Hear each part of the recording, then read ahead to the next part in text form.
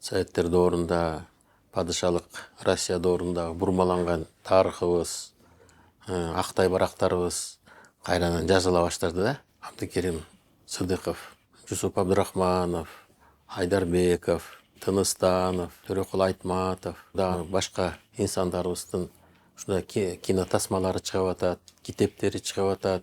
Мамлекетибизди түзүп кеткен тарыхый инсандардыга биз көңүл буруп атканыбыз туура болуп атат да. Абдыкерим кайсы кызматта болбосун, Совет доорунда болбосун, падышалык Россияда болбосун, Кыргызстандын эли жери үчүн кызмат жасаган адам экен. Кийинки муундарга туура ушул тасма көп таасир берет деген ойдомун. Кыргыз эли 20-кылымдын башында өтө оор кайгыны коштогон сыноолорго туш болду.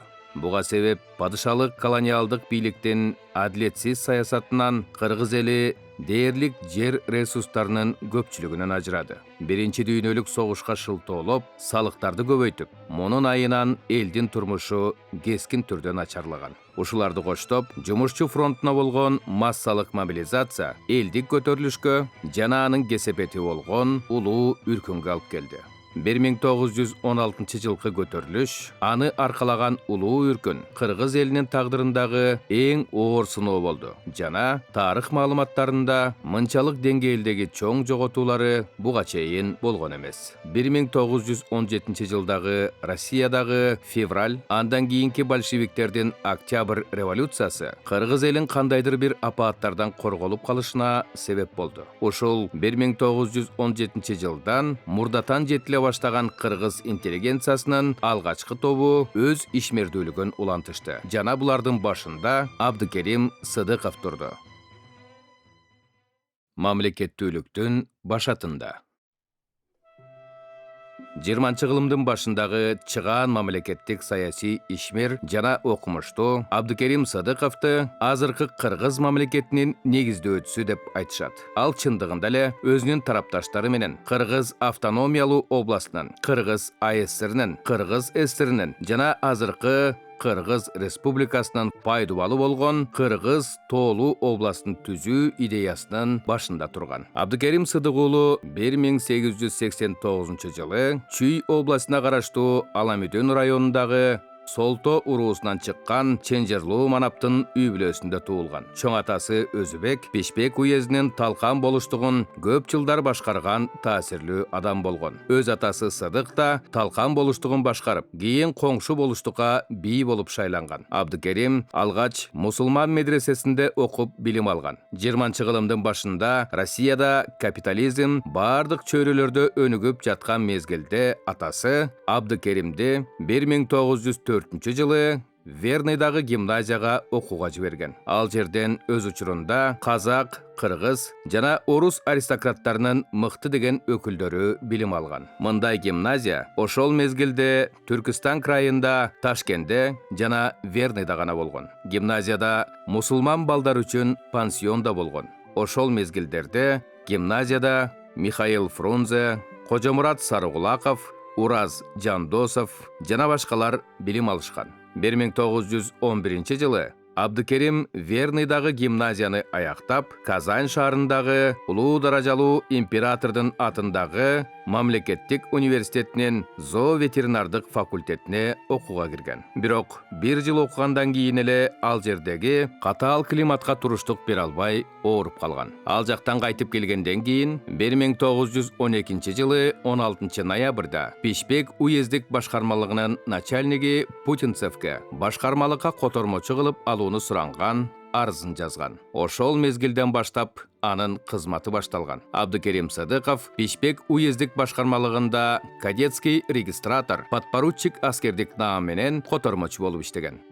Абдыкерим Сыдыков ошол иштеген жылдан баштап эле мындай өзүнүн бир активдүүлүгүн көрсөткөн да.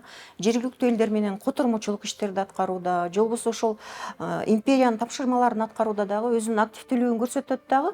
Тез эле муну сыйлыкка көрсөтүшкөн. Империянын сыйлыгын алган. Дагы бир 2 жылдан кийин эле ал колледж регистратор деген дагы бир чин алган. Бул өзүнчө бир ошол мезгилдеги чиновниктердин чини катары эсептелген. Ошентип өзүнүн ишин улантып жаткан мезгилде баарыбызга белгилүү 1916 жылкы көтөрүлүш башталат.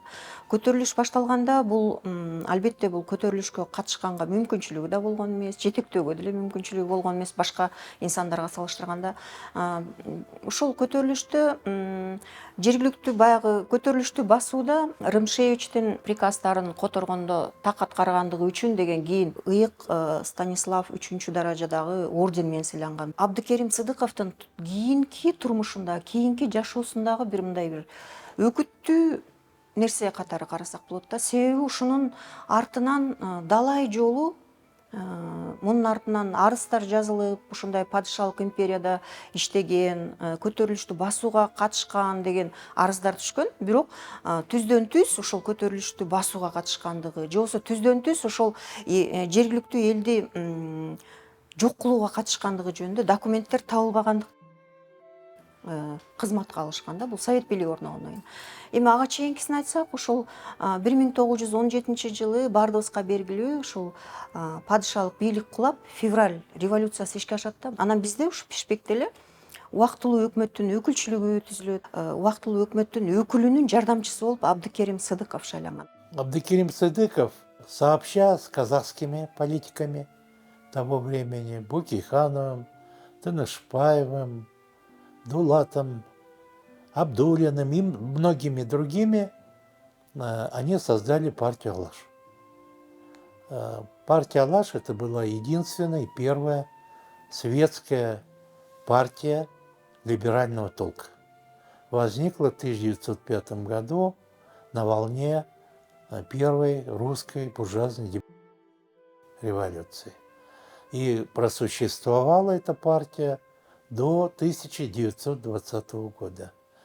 Абдыкерим Сыдыков и его соратники примкнули к этой партии и создали в Бишкекском уезде в Кыргызстане филиал партии «Алаш». Киргизский филиал партии «Алаш» это была кадровая партия, партия, где состояли личности. Не массы, а личности. Каждый человек из партии «Алаш» это был своего рода алмаз, изумруд. Образованный, имеющий большие таланты, творческие люди. Партия «Алаш», ее сеть была очень развита в Казахстане. В 1818 году казахским политикам удалось провозгласить республику Алаш со столицей в городе Семипалатинск. Этот город они переименовали в Алаш-Кала. Создали правительство Алаш-Орды, во главе которой стоял Алихан Букихан. Алихан Букиханов был близким другом Ишенала Рабаева и Абдыкерима Сыдыкова. И вот сообща с казахскими политиками, киргизские политики первоначально строили общетюркскую государственность. Идея была создать, объединить всех тюрков Туркестана в составе одного государства, которое назвали автономией Алаш. Советская большевистская пропаганда, она извратила и сфальсифицировала этот процесс, назвав его буржуазно-феодальным. Якобы казахские и киргизские аристократы, феодалы, хотят восстановить феодализм, построить феодальное государство и вывести автономию Алаш из состава Российской империи. Вот под таким соусом шла борьба с автономией Алаш и алашевцами. Алаш автономиясын жандандыралы деген пландар большевиктердин активдүү каршылыгынын натыйжасында ишке ашпай калган. Жана 1919 жылдын орто ченинде иш жүзүндө жашоосу токтоду. 1918 жылы декабрда Бишкек уездиндеги Беловодскийде көтөрүлүш башталды. Көтөрүлүштү ошол мезгилде Түркистанда көчүндө турган солчул эсерлер уюштурушкан.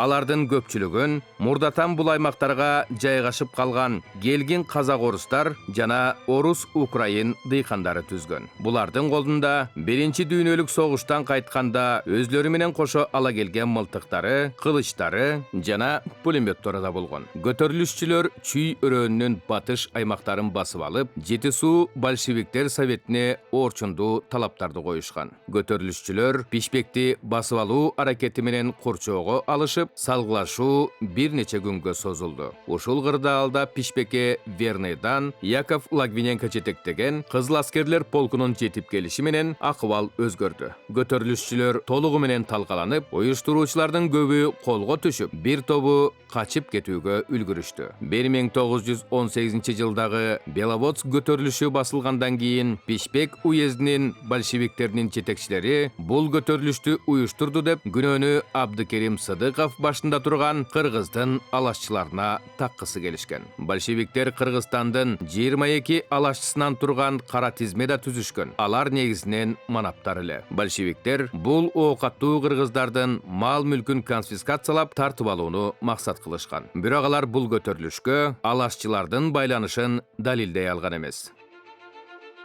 Кокон автономиясы деп коебуз, Түркістан мухтарияты. Түркістан мухтарияты да түзүлгөн да, бул дагы ошол бир демократиялык бир түзүм болгон да. А бирок совет бийлиги кызыл террор баштап, бул Кокон автономиясын дагы талкуулап салышат да. Ошондо эки жакта тең түзүлгөн. Алаш автономиясы дагы, Кокон автономиясы дагы кыйроого учрагандан кийин анын өкүлдөрүнүн көпчүлүгү эмиграцияга кетишет, качышат. Көпчүлүгү басмачылык кыймылга дагы кошулуп кетишет. Ал эми кээ бирлери совет бийлиги өтүшөт. Ушу совет бийлиги менен кызматташууга өткөндөрдүн катарында Ишеналы Арабаев, Жусуп Абдрахманов, Касым Тыныстановдор, Иманалы Айдарбеков сыяктуу ушу ишмерлер болгон. Абдыкерим Сыдыков бир аз кечеңирээк келген. Себеби ал деген большевиктер партиясына өткөнгө чейин эсерлердин дагы партиясында болгон да. Бирок келечекте совет бийлиги ошо мезгилдеги бир күчтүү бийлик катары көрөт дагы, совет бийлиги менен ал кызматташып баштаган. Абдыкерим Сыдыков 1918 жылдын аягында большевиктер партиясына кабыл алынат. Ушул жылдан Пишпек уездинин комиссарынын орун басары болуп дайындалат. 1919-1920 жылдары Жети суу областынын мусулман бюросунун төрагасынын орун басары кызматын аркалады. Ушул мезгилдерде ал Жети суу фронтунда атаман Анненковдун армиясы менен болгон салгылаштарга аскер саясий кызматкери катары жиберилди.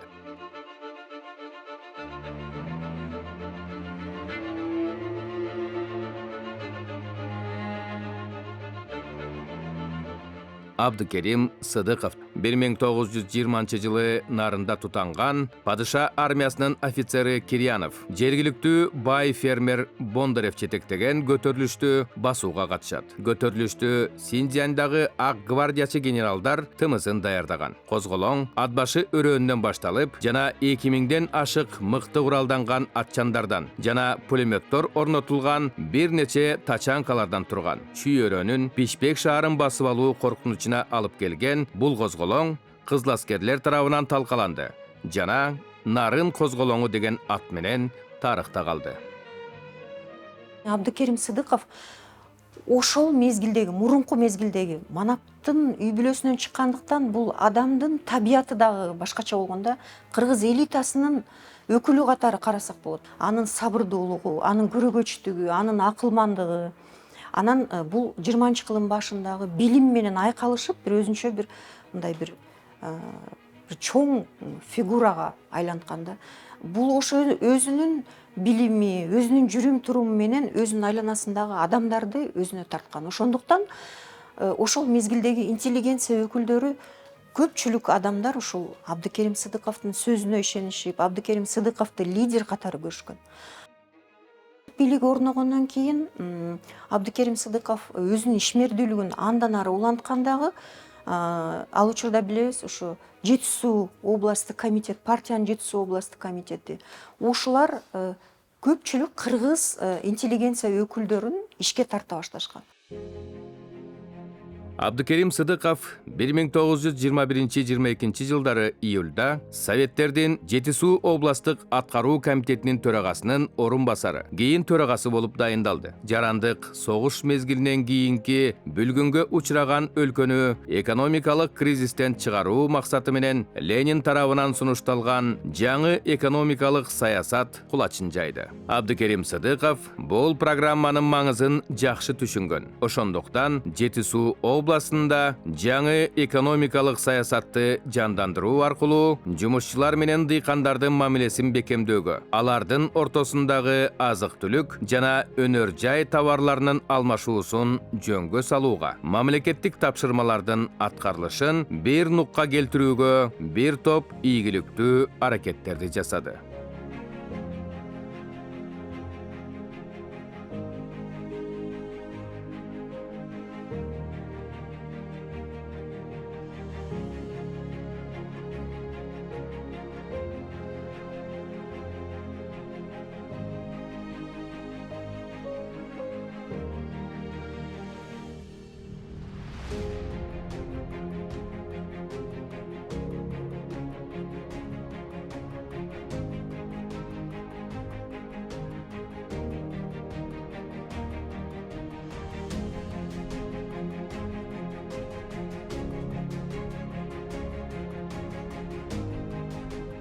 РКПнын 8-чи съездинде Лениндин улуттар боюнча долбоору жеңип чыгып, жана директивалуу саясий программа болуп калгандан кийин Абдыкерим Сыдыков жана анын пикирлештери кыргыз мамлекетин түзүү идеясы менен аракеттене башташкан. 1920 жылы казактар ал кездеги Кыргыз АСРин, башкача айтканда Казак АСРин түзүшкөнүн жарыя кылышкандан кийин кыргыз интеллигенция өкүлдөрүн кыргыздардын абалы эми кандай болот деген маселе түйшөлдүргөн. Ушундан улам Абдыкерим Сыдыков башында турган топ алгач 1921 жылы Тоолуу Кыргыз областын түзүү долбоорун көтөрүп чыгышты. Жетису областынын борбору Алмата шаарына Москвадан келген атайын комиссиясынын алдына Түркистан Республикасынын ар кайсы областтарында, уездеринде чачыранды акыбалында бөлүнүп калган кыргыздардын Тоолуу Кыргыз областын түзүү маселесин коюшкан.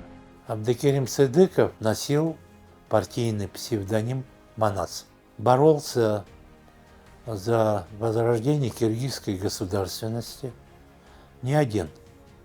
Его окружали блистательные люди, лучшие люди того времени, Иманалы Айдарбеков и Ишаналы Рабаев. Самым младшим его партнером, соратником, единомышленником и учеником был Джусуп Абдрахманов. Вот этих четверых лидеров начала 20 века можно назвать отцами-основателями киргизской государственности. Хотя список их более широк.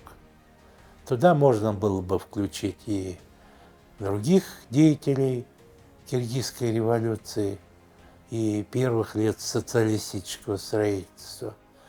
Это мог быть и Абдыкадыр Оразбеков, Төрөкул Айтматов, Баялы Исакеев, и Жайнак Садаев и многие другие политики, которые сообща, совместно строили киргизскую государственность. Тоолуу Кыргыз областын түзүү маселеси көтөрүлгөндөн 9 ай өткөндөн кийин 1922 жылы 25 мартта Түркистан Коммунистик партиясынын борбордук комитети төмөндөгүдөй чечим кабыл алат. Түркистан Республикасынын курамында Тоолуу Кыргыз областын уюштуруу жөнүндөгү жарлыктарды жарыялоо Түркистандын борбордук аткаруу комитетинин президиумуна тапшырылсын. Тоолуу Кыргыз областы Бишкек, Пржевальск, Нарын уездеринен жана Олиата уездинин Тоолуу участогунан түзүлөт. Фергананын кыргыздар жашаган тоолуу участкалары боюнча маселе Фергана өрөөнүндө басмачылык жоюлуп, тынчтык абалга өткөнгө чейин ачык калтырылат.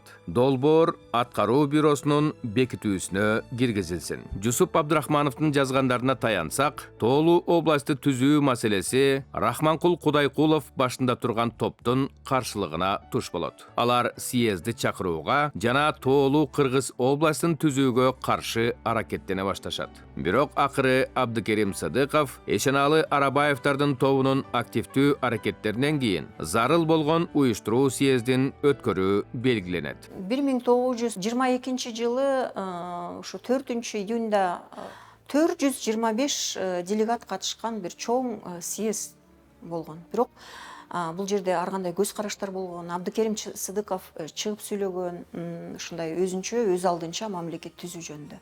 Бирок Кудайкуловго окшогон, Бабахановго окшогон өкүлдөр булар бул долбоор туура эмес.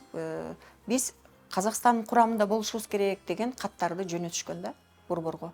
Анын Сталинден телеграмма келген, телеграммада ким буга уруксат берди, анын курамын тактап бергиле деген маанидеги каттар телеграмма келген. Съезге катышкан 425 делегаттын 95% ушундай байманаптардын өкүлдөрү, калганыбызы ушуларга кызмат кыла турган карапайым элдин өкүлдөрү, бир 5-6% деп эметишкен дагы тоолуу область түзүү долбоорун токтотуп коюшкан. Андан кийин ушул мезгилден баштап Абдыкерим Сыдыковдун турмушунда мындай кыйынчылыктар башталат да.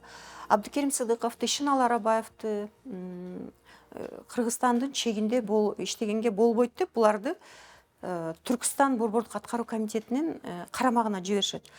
Бирок ал мезгилде билесиздер, сабаттуу адамдар, же болбосо ушундай такшалган адамдар аз болгондуктан Түркстан борбордук аткаруу комитетинде дагы буларды пайдаланып башташат. Же болбосо кандайча пайдаланып, мындай кызмат берип башташат да. Бул комитетине келип, ал ички иштер эл комиссариатынын эл комиссарынын орун басары кызматын анда турат. Анан жылкы чарбасы, эл чарбасы деген атайын бөлүмдү да башкарат. Ишке жөндөмдүүлүгү, уюштуруучулугу ошол мезгилде эле көрүнүп турганда, партиядан чыгарылганына карабастан аны пайдаланышкан. Бул дагы өтө бир мындай бир кызыктуу факт катары карасак болот да. Абдыкерим Сыдыков 1922 жылы декабрь айында бүткүл Түркистан советтеринин 11-съездинде СССР мамлекетин түптөгөн бүткүл Россиялык 1-съездине делегат болуп шайланды. Абдыкерим Сыдыков отличился тем, что он написал первые труды по истории на основе правил европейской словесности. Он написал историю нашего народа как европейский ученый. До него никто так не писал. Он же писал не только труды по истории, он писал труды по экономике, по географии, по сельскому хозяйству. То есть человек был энциклопедических знаний. Не только он выглядел шикарно, блестяще, как современный человек, как, скажем так, дворянин, как аристократ. Он еще обладал колоссальными знаниями. Но естественно, что такой человек не мог жить без идей. И вот одна из ключевых идей первой киргизской интеллигенции это было возрождение своей государственности. И 4 июня 1922 года в Пишпеке собралось 425 делегатов со всего Кыргызстана, которые провозгласили о создании Киргизской горной области, которая, ну вот, скажем так, вот нынешнее очертание, территориальное очертание Киргизской республики совпадает с географическим очертанием Киргизской горной. Поэтому историки считают Киргизскую горную область, хоть этот проект не был доведен до конца, а была лишь идеей, стала фундаментальной, основной для кыргызов того времени. 1924 жылдын январь айында Түркистан АСРнин советтеринин 12-съездинде Нарын, Каракол, Пишпек, Ош, Андижан, Наманган, Олиата уездеринен делегат болгон кыргыздар РКПнын борбордук комитетине жана СССРдин борбордук аткаруу комитетинин кеңешине баяндама кат жөнөтөт. Баяндама катта саны миллионго жеткен дагы бир улут кара кыргыздардын али да болсо белгисиз бойдон калып жаткандыгы көрсөтүлгөн. РКПнын 12-съездинин улуттук маселе боюнча резолюциясына да таянышып, бул улуттун бар экендигин коммунистик ой жүгүрткөн эч бир адам таналбай турган чындык деп жазылат. Сыдыков, Айдарбеков, Арабаев, Абдрахманов – это были люди, которые имели собственное мнение. собственную позицию и собственные принципы, и которыми они дорожили, и ради которых они готовы были умереть. В принципе, так и произошло. Потому что были разные люди, которые не хотели бороться, не хотели сопротивляться, плыли по течению реки. Некоторые такие были политики в Кыргызстане. Худайкулов, Бабаханов. Кто их сейчас помнит? Кроме историков никто не знает и не видит. А Сыдыков,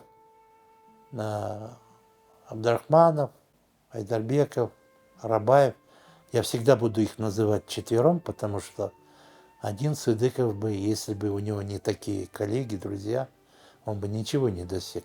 Поэтому вот первые наши отцы-основатели,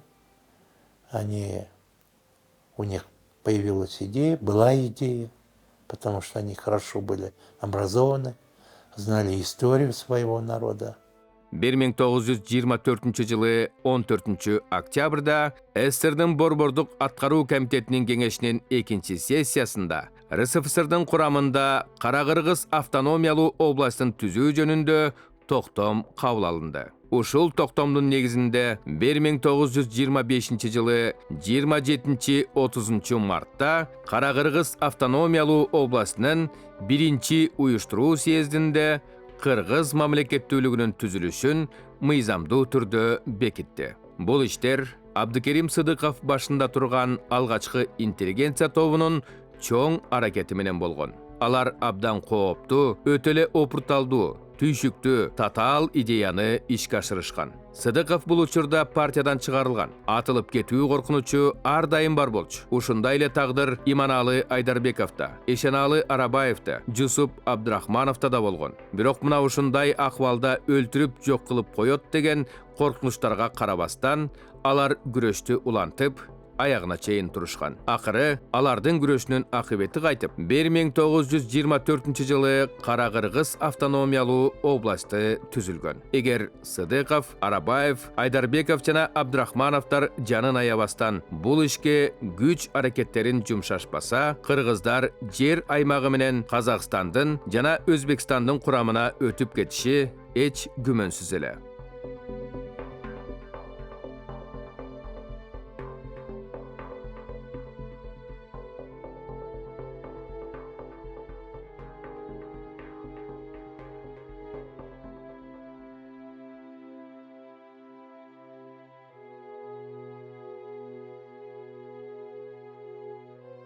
Айдарбеков, его старший друг и соратник, они были даже родственниками в какой-то мере. Он 16 лет учился в учебных заведениях Российской империи, поэтому он был один из самых грамотных политиков того времени, который к тому времени уже имел большой послужной список. Он был председателем Пишпекского совдепа уездного, а потом, после того, как Абдыкерим Сыдыков был сослан в Ташкент за попытку образования Киргизской горной области, и тогда на место Сыдыкова, на должность председателя Семиреченского облисполкома пришел Иманалы Айдарбеков. То есть он имел большой опыт. Поэтому первый из соратников Абдыкерима Сыдыкова, который возглавил нашу республику. Но недолго. Он всего лишь руководил полгода, потом его отправили в отставку по причине байманапского происхождения. 1925 жылы мартта Ревком Борбордук аткаруу комитети деп өзгөрүп, төрагалыгына жумушчу жана дыйкан табынын өкүлү Абдыкадыр Орозбеков дайындалган. Ошол мезгилде республиканын түштүк аймактарында басмачылык кыймылдан улам токтоп калган өтө оорчундуу маселе болгон жер суу реформасын ишке ашыруу ушул инсандын жетекчилиги менен болду. Абдыкадыр Орозбеков Борбордук аткаруу комитетинин төрагасы болуп, бул жогорку башкаруу органын 1937 жылға чейин жетектеген. Жусуп Абдрахманов Кыргыз АСРнин эл комиссарлар советинин биринчи төрагасы. Кыргыз мамлекеттүүлүгүн негиздөөчүлөрдүн бири. Өз мезгилиндеги эң мыкты мамлекеттик ишмер жана аналитик болгон. Сталинге жазган экинчи баяндама катында мамлекеттик үч бийликке баш ийип калган республиканы туура эмес акыбалдан чыгарууну жана автономияны союздук республикага айландыруу маселесин коет. Жусуп Абдрахманов Кыргыз АСР эл комиссарлар кеңешин 6 жылга жакын башкарган. Эшеналы Арабаев мамлекеттик ишмер жана агартуучу. Кыргыз мамлекеттүүлүгүнүн негизделишине зор салым кошкон. Кыргыз тилинин грамматикасынын башаты болгон алгачкы окуу китеби Алипенин автору. Биринчи Кыргыз илимий комиссиясынын төрагасы. Манас баштаган элдик мурастарды сактап калуу боюнча демилгечилердин жана ишке ашыргандардын бири. В 25 году Сыдыков и группа его товарищей написали письмо, заявление тридцатки, в Центральный комитет партии о том, что в Кыргызстане национальная политика ленинская искривлена и сфальсифицирована. То есть ущемляются национальные кадры, ущемляется национальный язык, ущемляется национальная культура, традиции, обычаи. Идет механистическое насаждение других порядков, большевистских порядков, не учитываются особенности нашего района. Приехала комиссия из Москвы, начала разбираться, но наказали, потому что в то время уже наступало время единомыслия. Уже говорить свое мнение было опасно. Сыдыкова исключили из партии в 4-й раз, отправили снова с Арабаевым в ссылку в Ташкент. В Ташкенте Сыдыков работал в ВУЗе, сельскохозяйственном институте, был деканом, замдеканом факультета водного хозяйства и занимался научной деятельностью. Писал труды по экономике, истории Кыргызстана и по экономике Туркестана. Кыргыз автономиялуу Советтик социалисттик республикасында 30-жылдары 5 жылдыкка байланган өнүгүүнүн биринчи этабы башталды. Лениндик идея менен жарыктандыруу алкагында алгачкы кичи ГЭСтердин курулушу өстү. Луговой-Пишпек темир жол курулушу аяктап, Кыргызстан Түрксиб магистралына кошулду. Айыл чарба багытындагы ишканалар курулуп, чүйдө кант заводдору, кездеме токуучу комбинаттар, тери заводу, Ошто пахта тазалоочу заводдор, алгачкы жибек комбинаты курулду. Орто жана майда артелдик ишканалар пайда болду. Айыл чарбасында мал чарбалары ирлештирилип, жаңы жерлерди өздөштүрүү алга жылып, суу жетпеген айдоо талааларга каналдар курулуп баштады. Республиканын бардык аймактарында элдин саламаттыгын сактоо иштери башталды. Калктын сабатсыздыгын жоюу аракеттери кеңири жүргүзүлүп, мектептер жана балабакчалар курулушу күч алды. Улуттук басма сөз, маданият тармагы акырындап өнүгүү жолуна түштү. Республикадагы алгачкы жогорку окуу жайлары, Кыргыз мамлекеттик педагогикалык жана айыл чарба институттары ачылды. Ушул жылдардын дагы бир көйгөйү колхоздоштуруу болду. Жалпы СССРдин аймагында жүргүзүлгөн айыл чарбасын жамаатташтыруу толкунунан Кыргызстан сыртта калган жок. Элди бай чарбалуу, орто чарбалуу, кедей чарбалуу деп 3 топко бөлүп мамиле кылынды.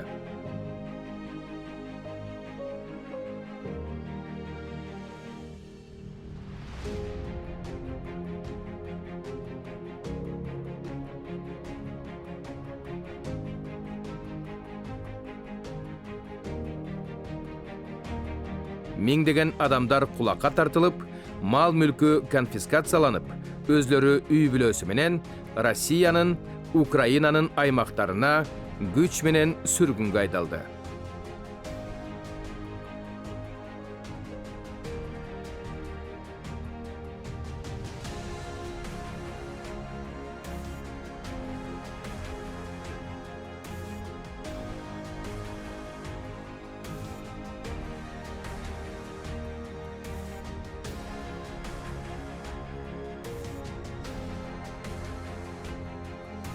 1936 жылдын 5 декабрында бүткүл Союздук Советтердин чукул чакырылган 8 съездинде социализмдин жеңиши аталыштагы Конституция кабыл алынды. Ушул Конституциянын алкагында Кыргыз автономиялуу Советтик Социалистик Республикасы Кыргыз Советтик Социалистик Республикасы болуп кайрадан түзүлдү.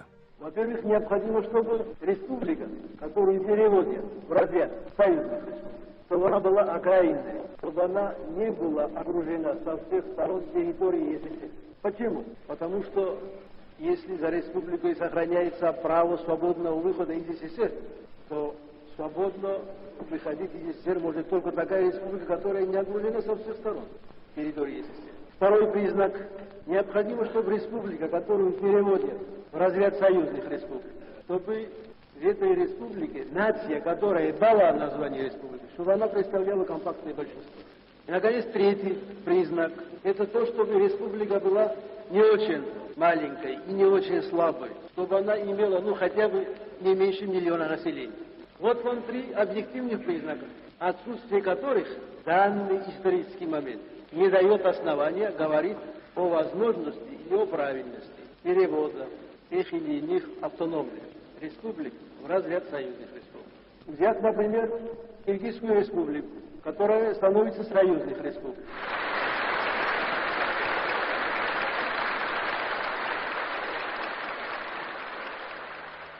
Абдыкерим Сыдыков 1932 жылга чейин Ташкентте иштеп турат дагы, анан 32 жылы Жусуп Абдрахманов, Баял Исакеевтер мамлекеттик пландын төрагасынын орун басары кызматына чакырышат. Бирок келгенден кийин баарыбыз билгендей 1 жылдан кийин эле ушул саясий репрессия башталган. Алгачкыларынан болуп Ишеналы Арабаев, Абдыкерим Сыдыков, Жусуп Абдрахмановдор ушу 33 жылы кызматтан четтетилип түрмөгө отургузулуп баштайт. Абдыкерим Сыдыков жолсу жалпы эле ушул кыргыз интеллигенциянын эң трагедиялуу учурлары деп айтсак болот. Социал Туран партиясын негиздеген деген күнөө коюлат да. Социал Туран партиясынын түзүлүш жөнүндө бүгүнкү күндө изилдөөчүлөрдүн, окумуштуулардын арасында эки ача пикир өкүм сүрөт. Мисалы, айрым изилдөөчүлөр бул Социал Туран партиясы ойдон чыгарылган деп айтышат, айрым мифтик партия.